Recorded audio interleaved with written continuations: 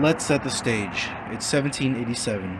The newly written U.S. Constitution has just been presented to the public, but not everyone agrees with it. The document sparked a fierce debate between two groups: the Federalists, who supported a strong central government, and the Anti-Federalists, who worried it gave too much power to the national government at the expense of the states. This is where Brutus I comes in. This essay is one of the most famous anti-federalist writings. It was published in New York newspapers to warn the public about the potential dangers of the proposed Constitution. In this essay, Brutus argues that the Constitution's provisions for a strong federal government could lead to the loss of personal liberties, an overbearing judiciary, and even tyranny.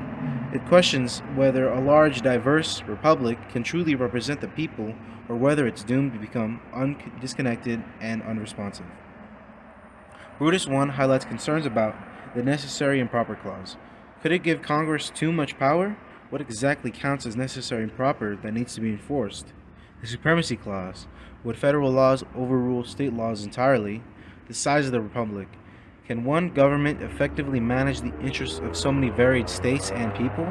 There were just too many variables for the Anti-Federalists to be comfortable with enshrining the Constitution.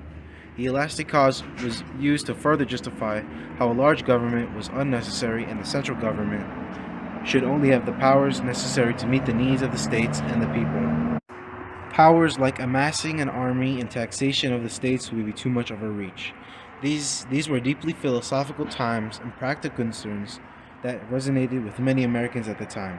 Though Brutus I's author remains a topic of hot debate, some speculate one possible author was Robert Yates, an anti-federalist judge.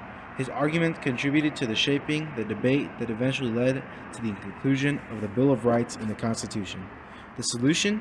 To place more key powers into the state and local governments to prevent the central government from overpowering them. A major reason that the Anti-Federalists, along with Brutus I, gained so much support was because many Americans were left with the fear of a tyrannical government ruling over them. Having fought a war to gain independence over British rule, Americans feared a repeat of their loss and freedom and self-determination. Even if Brutus I and the Anti-Federalists did not emerge victorious in their fight over the Federalists, their fight for the inclusion for the Bill of Rights in the Constitution guaranteed the personal rights and freedoms we take granted for today. So, why does Brutus I still matter? Because it reminds us the debate over how much power a government should have and how to protect individual freedoms never really ends.